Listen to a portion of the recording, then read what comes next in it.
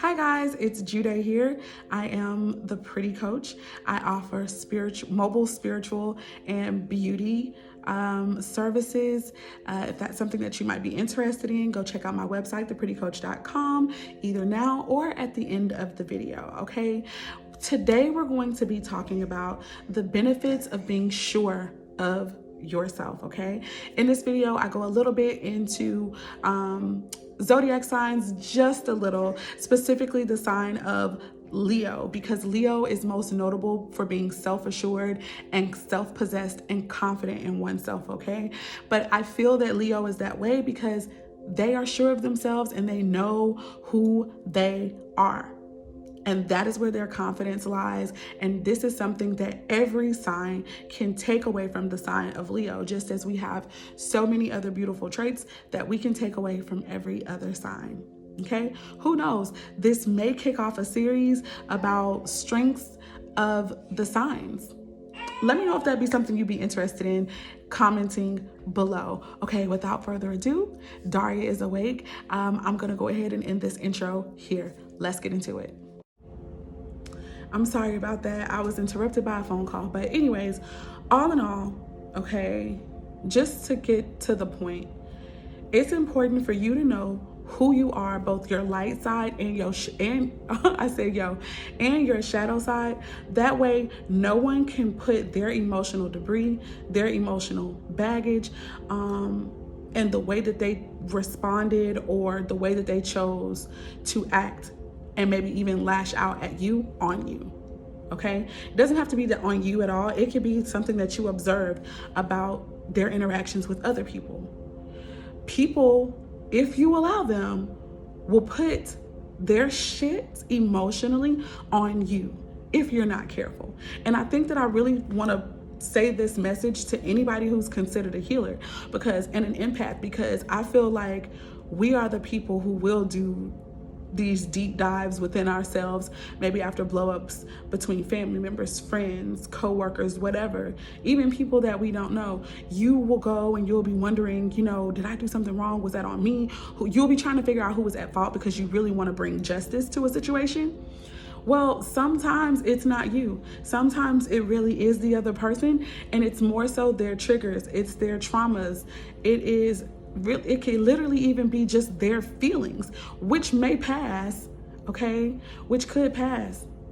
Or it's feelings that a person has harbored towards you for a really long time that you had no idea about. And finally, they explode and it comes out as word vomit, emotional vomit.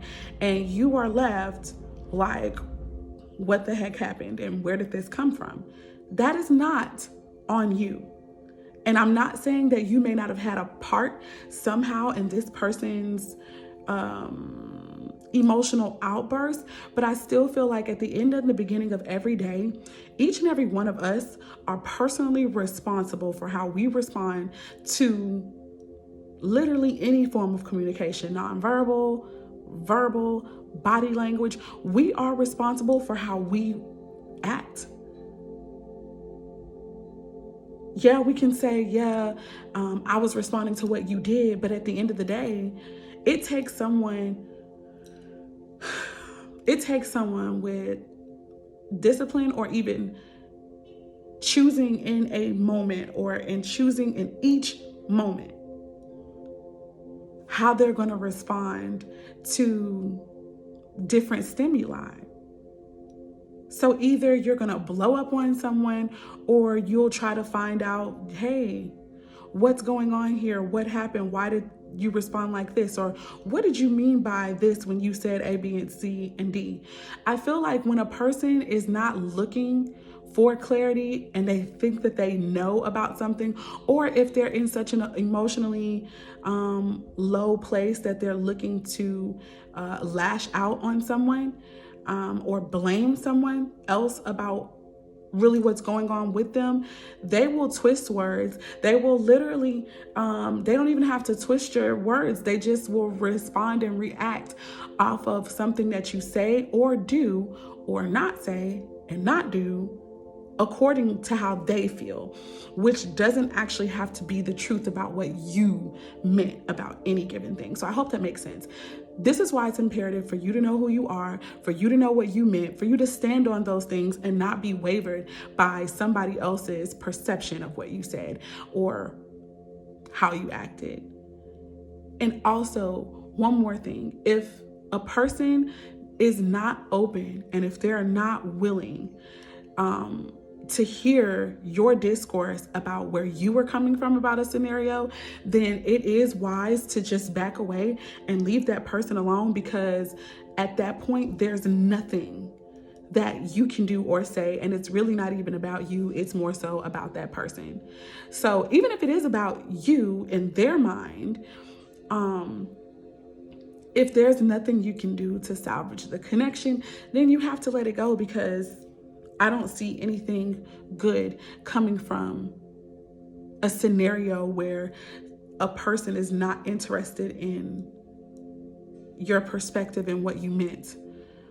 If they're only interested in their side and how they perceive things, literally, there will never be an understanding until theirs changes.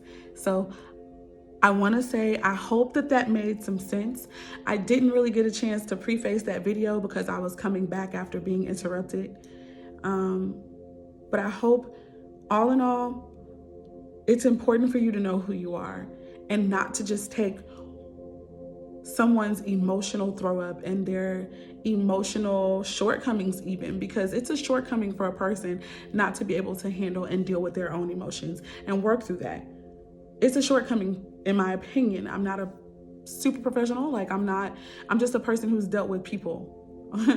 And I feel like that is a shortcoming, and it's a character flaw on their part to not be able to sit there and deal with their feelings and figure out what's wrong. I used to be a person who, my best friend used to tell me that she could tell when something was wrong with me. It would always show. Not only did it always show in my demeanor, but depending on how maybe hurt, upset, or whatever energy I was in, I could then carry that energy towards other people and the way that I communicated with them. So maybe I might be short or snappy if I'm hurt or upset about something. And so one time my best friend had to tell me, like, you need to fix that. You need to deal with that, because I personally didn't do anything to you. And I can understand you being hurt or you being upset about something, but that shouldn't ruin your whole day, nor should it cause you to act differently towards me. And at the time, I didn't say anything because I was just in my feelings and sulking in my feelings. But as I had time to think about that later that night when I went home, it made perfect sense. And I feel like that wasn't fair. And I also had to consider, if she did that to me, or if any one of my siblings did that to me, how hurt I would be or how pissed I would be for them taking out something on me that I literally have either no idea about what's going on, or I know when I find out about it, I still was nowhere included in the scenario. So hopefully this makes some sense. People are responsible for how they respond to others and the messages they send to others. And they can't make anybody else responsible for that. They can attempt to. And if you are not aware of who you are, if you are not aware of how you truly operate, both if you are operating in your more positive characteristic traits or in your negative ones, you may fall prey to someone making you feel as if you're at fault for something that really they are responsible totally for. So, peace, love, light, and darkness, which all works together to bring balance and harmony, first within ourselves and then within our world. If this made any sense to you, this concept that I'm talking about, please let me know in the comments exactly how. If you've experienced someone making you at fault for something that really falls upon them, then also share that experience with me in the comments. If you're new to my channel and you like this video or some of the other content, please go ahead and hit the subscribe button, hit the like button, and also make sure that you hit the notification bell so that you're notified the next time I upload a video. It's been my pleasure to serve you guys this way. I am Jude, the Pretty Coach, signing off.